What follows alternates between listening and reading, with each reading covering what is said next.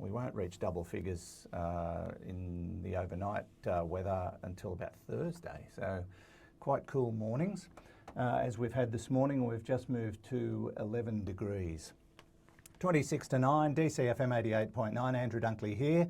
And joining me to have a regular catch-up about what's happening with council committee meetings, etc., is the Mayor, Matthew Dickerson. Mr Mayor, thank you for coming in. Always my pleasure. And it's amazing you talk about those single figures in the morning. I was out on my bike this morning around Trackarriley, which I do regularly, and we need traffic lights out there. There are so many people out there. There are, aren't there? So even though it's single digits, people are out there walking, running, riding, all sorts of things, but it's great to see so many people out. And as those temperatures warm up, I'm sure we'll see more and more people out there those early mornings. What time do you get up in the morning? Usually it starts with a 5. So Yeah, mine start with a 5. Yeah. Okay. I don't want to get up any earlier, I'll tell you now. You went to Bathurst last weekend? Yeah, I did actually, and Bathurst 1000. Yeah. I've been to Bathurst 1000 a few times over the years. When I was a young teenager, a few of us used to go, and a few mates used to go down. I've never been to the race. I've driven the track a couple of times, but I've never actually been to the race. It's hard to drive down when we used to have the kids in the old Tarago driving down. The kids go, where are we going now? We've got to do a lap of Mount Panorama, kids. But one of the things that I do like... In a Tarago. Down through the Dipper in the Tarago is not great. You've got to go fairly slow. So I did it once in a Mitsubishi Sigma. Well, that's not bad too. But one of the things that I do like to do is to have various mayors, various councils communicating with each other. I used to think when I was growing up that you had to compete against all the other councils, all the other towns around the area. And in sport, that's fine. But when it comes to collaboration, I learned very quickly when I got on council that you've got to work with other areas. So rather than trying to compete against Orange or Bathurst or Tamworth, we'll look at how they do things, work with them. And there's a new mayor in Bathurst in the mayoral elections in September. So Jess Jennings is now the mayor of Bathurst. He replaced Robert Taylor. And I got the invitation from the previous mayor to go down to the races. And I thought that's worthwhile to go down, have a discussion with Bathurst, look at the event from not just a spectator point of view, but from the running of the event. 200,000 people go through there. It's a huge event. And the thing I love about it from a regional perspective is that people don't say, I'm going to Mount Panorama, or I'm going to the race. They say, I'm going to Bathurst. Yes. So it puts Bathurst on the map with all these drivers across the nation, across the world, really. It's well known across the world. So it's great to see people get over the big sandstone curtain, come out to regional areas.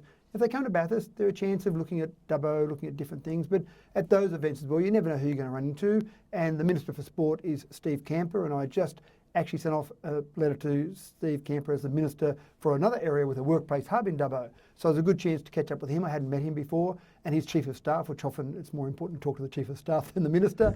But as a result of that, I saw a media release come out this week, which was exactly a point that I was talking about with the workplace hub here in Dubbo. So you never know what you're going to get out of some of those meetings, but also it's nice to support other council areas. Indeed. And I've been driving around this week and I only just figured out what was going on with all the cricket teams I've seen playing. The Veterans Cricket New South Wales 60s State Championships. Yeah, and I get the opportunity and the honour to toss the coin on a few different matches that we have here in Dubbo. Cool. Often they're the under-13s, under-15s. This is the other end of the spectrum. But I'm there looking at some of the guys, and I used to play cricket probably only into my mid-20s before I finally got too busy. And some of the guys that were legends of first grade back in those days, here I am seeing now in these veterans affairs, veterans matches, over 60s matches, and they still look like they had the talent. They might have had a little bit less of the sprightly step, although they still look pretty good, most of them. Yeah. And they did say it goes for a week, so it basically is going all this week. They have Wednesday off, and that's the hamstring recovery day, apparently. That's what they told me. They call it? Yeah. I used to always have trouble with my shoulder, and I was a medium fast bowler, and I think twice I tore the cartilage in my rib cage. Oh boy, that hurts. Yeah. So I think one thing they talk about with an event like that, this is cricketers from across the state all coming here to play. For the first time, we had a Macquarie Valley team in the actual competition, so locals playing there. But one of the things I often talk about is that you get these events, you get all these people coming along, they're staying in motels, they're going to cafes. In this particular scenario, I think the physios will probably do quite well out of it this week. Chiropractors, yeah, for sure. Yeah, but another good event for Dubbo. Yeah. Now, the panel discussion on Tuesday night about the referendum vote, which is officially tomorrow, but we've had a lot of pre-polling. In fact, driving down Cobra Street to get past the Baptist Church this week's been a bit of a nightmare. But how did that go? I think really well. And one of the things that's interesting is that some councils around the nation have taken a position. They've said, yes, we're supporting a yes or a no vote. And we had the discussion with councillors, and this council was very keen not to take a position. We didn't think it was right for us to tell you how to vote. Yeah. We thought the most important thing was to make sure that people were educated, they have a chance to have a discussion. So there was a council resolution to put a forum on. We wanted 2 yes speakers, 2 no speakers, and have it moderated, have the public come along. And so we put that on, and we actually had a bonus. We had 2 yes and 2 no, but we had a maybe, and we thought that was interesting as well. That's having different. someone who was on the fence, So there was a moderator there. It was all run very professionally, and we had probably 50 people there in the regional theatre. Again, that's all well and good there, but we streamed it live, and we actually have the video up on YouTube now, and I checked it about a day ago, and already we'd had 300 views of that YouTube wow. video. Excellent. So again, I think it's just that opportunity to make sure you get educated. We're not saying vote yes, we're not saying vote no, we're saying make sure you understand what the vote is, make sure you participate. Yep. We've had a lot of people die from this nation to protect our democracy, so take advantage of the democracy we've got. Indeed. All right. Now, tell us about Squadron Energy. There are 37 renewable energy projects in our renewable energy zone. They're at various different levels. Some are already up and running. So the Badangra Wind Farm, people would be familiar with those wind turbines when they go down towards Wellington or across towards Mudgee. But 37 projects, about $20 billion will be invested in renewable energy projects over the next 15 years. Very exciting. Squadron is a large player in that, there's no doubt about it. The official size of our RES is 6 gigawatts, but we've got projects that are being planned in there for 11.5 gigawatts because some projects on a technicality are outside the RES. Only projects that connect to the new transmission lines are part of the RES. So that's 6 gigawatts. But for example, the Badangra Wind Farm is not part of the RES, even though it's in the same area and basically doing the same thing, but not connected to the new transmission lines. So we'll have about 11.5 gigs of power generated down there. That's about 42% of the overall power needs of the state. So this area is pretty important. Yeah. Squadron in particular have got 2 projects. They add up to over a gigawatt of power that we generated from those 2. One's the Oongla Wind Farm, which is right down near Badangra, and the other one's Spices Creek, so it's a bit further away, but it's part of Warrumbungle Shire Council and part of our council. But the CEO was in Dubbo, and he's been keen to have a talk to me just to talk about how we get a lasting legacy. And that's the important thing. You get a bit of a pulse for construction, and then people are concerned that renewables, very busy construction, and then that's it. Yeah. And so we talked about a few different things, and I've got this concept called a REAC, a Renewables Education and Activity Centre.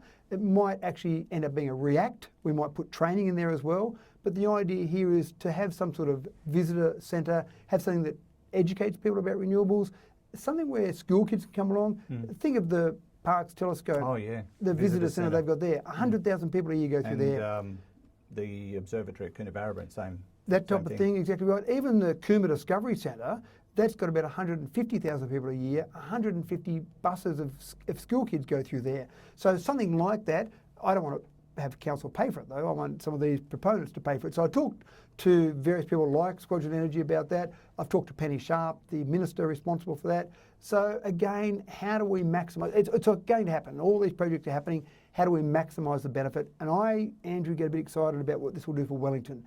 I think this will transform Wellington. In 10 years' time, Wellington will look completely different to what it looks now because of these renewable projects. So any chance I get to talk to some of these proponents, talk to them about how we can benefit, how we can generate some activity in Dubbo. And he's very open, Jason Willoughby's the CEO, very open to make sure they do leave a lasting legacy. I think Squadron have got a good social conscience about what they do as well. Okay. Let's whip through what's going on with council committees. You've got 3 new chairs. 2 new chairs, one returning chair, but we had 3 elections last night. So we have the mayoral election, which happened a few weeks ago, and so you have what's called the mayoral term. So the next mayoral term goes from that election in September, on the 20th of September, through to the election next year, the general election on the 14th of September. Yep. And so the committee chairs also are the mayoral term, so we had to elect the chairs at the first meeting of those particular committees. So last night, Josh Black was the chair of Infrastructure Committee, so now Matt Wright is the chair of that particular committee. Jess Goff was the chair of the Culture Committee, she's returned as the chair, and then Damien Marm was the chair of the Corporate Services Committee. He stood down from that and he said it's good to share around some of that experience and knowledge, and so now Shibli Chowdhury is the chair of that. So they'll be the chair of those 3 committees through until the general election next year, and then obviously there'll be a whole new group of council. Well, maybe not a whole new group, but there'll be at least one more. You don't know, really, do you? don't know, that's right. There's 11 councillors, so we'll have at least one more. We might have the same 10 come back plus one more, but there'll be a new council group. Okay. Now, anything coming out of the committee meetings we should know about? I think probably a couple of the ones would be a couple of different funds. So we've got our community services funds and then a couple of event funds. And these are funds that essentially give money to different community organisations to allow them to continue doing what they do so well. Mm-hmm. And there's some of those organisations that I find incredible what they do with the small amount of money they might get from council. They might get $1,000, $500. And when I hand out those cheques to those organisations, I actually ask them, what are you going to do with this money? And I sit back and go, wow, you're going to turn that little bit of money we're giving you into something that's quite incredible. So we basically, and again, these aren't final, these are recommendations through to the council meeting, but there are 13 organisations that we recommended with over $100,000. Now, the number of applications we got was double that in terms of the number of organisations and the dollars. So unfortunately, we can't hand out all those different organisations the money that they would like to have. But it gives you an idea of the strength in Dubbo and these various community-based organisations. The same with the event funds. We were oversubscribed definitely with the two different event funds that we have. We've got $10,000 in one event fund and $30,000 in the other. Oversubscribed in dollars, oversubscribed in numbers. So we had to make some decisions on those. And we've made, again, those recommendations, a bit of discussion, a bit of debate last night about a few different things, and then they'll go through to the council meeting in 2 weeks' time. The great part about that is people can listen to that debate, they can hear what councillors had to say, and then if they want to contact their local councillor and say, well, I heard what you had to say about that, or I can't believe you're approving that money, what about this other one that hasn't been approved? Probably the most frustrating part from my perspective, Andrew, is that the staff go through and analyse all these applications first of all and then put the recommendations through to council. We then look at them again. Some of those we recommend against being approved by the staff because in previous funds that some of those organisations have received, they haven't acquitted those funds. So there's a process you've got to go through, which is fair enough, it's public money. You've got to show that that money was spent in the way that you said it was going to be spent. It's not onerous, but I understand from a volunteer perspective, it's hard to get that acquittal done sometimes.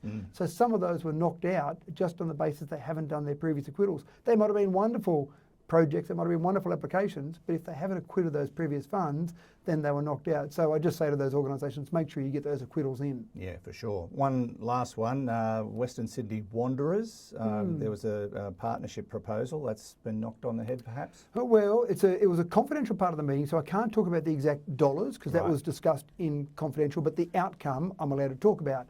So there was a proposal. Wanderers did come and approach council and actually said, we'd like to play some soccer matches out here, which is fantastic. A bit like the NRL matches, it'll bring people to Dubbo, it'll be great for the exposure for Dubbo, but just like NRL, and I can talk about NRL, South Sydney, for example, $350,000 is a standard rate for South Sydney to come and play a game in Dubbo.